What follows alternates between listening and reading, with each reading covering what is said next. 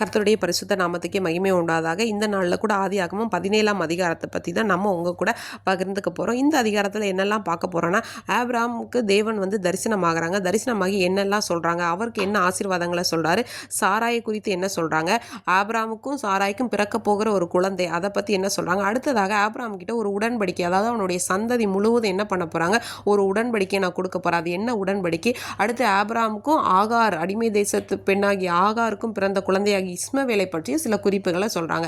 அதை பற்றி தான் இந்த அதிகாரத்தில் நம்ம பார்க்க போகிறோம்.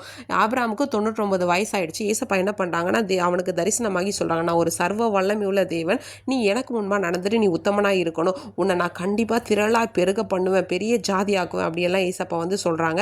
அப்போது நான் உனக்கு ஒரு உடன்படிக்கை உங்கள் கூட நான் பண்ண போகிறேன். அதுக்கு முன்னாடி இனிமேல் உன் பேர் என்னது, ஆபிரகாம் கிடையாது, ஆபிரகாம். ஏன்னா நீ பெரிய ஜாதிகளுக்கு என்ன பண்ண போகிற, தகப்பனாக ஏற்படுத்த போகிறேன். உன்னிடத்துல இருந்து என்ன பண்ண போகிறாங்க, ராஜாக்கள்லாம் தோன்ற போகிறாங்க அப்படின்னு சொல்கிறாங்க. இன்னைக்கு நீ பரதேசியாக தங்கி இருக்கிற இந்த தேசம் முழுத்தையும் உனக்கும் பின்வர சந்ததி எல்லாத்துக்கும் நான் சுதந்திரமாக கொடுப்பேன் அப்படின்னு சொல்கிறாங்க.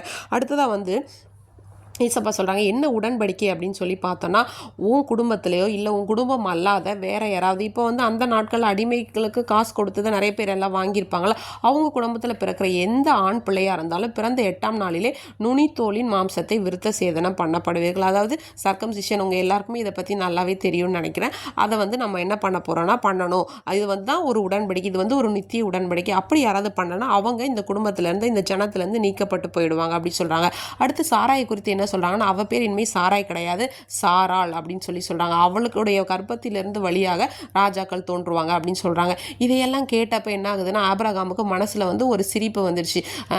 இது எப்படி 90 வயசு 99 வயசான எனக்கு குழந்தை பிறக்குமா, சாராள் 90 வயசாயிடுச்சு அவங்களுக்கு பிறக்கவான்னு மனசில் நினச்சிட்டு அப்போ ஏசப்பாட்ட ஒரு விண்ணப்பம் வைக்கிறார். என்னன்னா, இஸ்மவேல் உமக்கு முன்பாக பிழைப்பானாக. அப்போ ஏசப்பா சொல்கிறாங்க, உண்மையாகவே சாராள் உனக்கு ஒரு குழந்தையை பெறுவா அப்படின்னு சொல்லிட்டு அவங்களுக்கு நீங்கள் என்ன பேர் வைக்கணும், ஈசா, அவங்க கூட என்னோட உடன்படிக்கையை நான் நிலைப்படுத்துவேன்னு சொல்லிட்டு இஸ்மவேலுக்காக நீ விண்ணப்பம் பண்ணிட்டல, அதை நான் கேட்டுட்டேன். அவனே என்ன பண்ணுவான், ஆசீர்வதிப்பேன், பெரிய ஜாதி ஆக்குவேன், 12 பிரபுக்களை அவன் பெறுவான் அப்படின்னு சொல்லிட்டு ஏசப்பா அவங்க கூட பேசி முடிச்சுட்டு போகிறாங்க. ஏசப்பா சொன்ன மாதிரி ஆபிரகாம் அவங்க குடும்பத்தில் இருக்க எல்லாரும் என்ன பண்ணுறாங்கன்னா, அந்த நுனித்தோலின் மாம்சத்தை விருத்த சேதனை பண்ணுறாங்க. இன்றைக்கி கூட நம்முடைய இருதயத்தில் ஒருவேளை ஏசப்பாவை விட்டு பிரிக்கக்கூடிய பாவங்களோ நம்ம கிட்ட இருக்கிற அழுக்குகளோ எதாக இருந்தாலும் தேவனுடைய வார்த்தைக்கு கீழ்ப்பணிந்தவர்களாய் அவரோட கூட நம்ம ஒரு நித்திய உடன்படிக்கை ஏற்படுத்த வேண்டாமா, நம்ம இதயத்திலிருந்து அதெல்லாம் நீக்கி போட்டு நாமளே இன்னைக்கு என்ன பண்ணணும்னா விருத்த சேதனம் பண்ணும்போது கர்த்தர் அவர் நம்முடைய வாழ்க்கையில் என்னென்ன சொல்லியிருக்கிறாரோ, என்னென்ன செய்யணும்னு நினச்சிருக்கிறாரோ எல்லாத்தையுமே செய்து நம்மையும் நம்முடைய குடும்பத்தையும் நம்முடைய வருங்கால சந்ததியும் ஆசீர்வதித்து அவருக்கு பிரியமான பிள்ளைகளாய் மாற்றுவார். கர்த்தர் தாமே ஆசீர்வதிப்பாராக. ஆமீன்.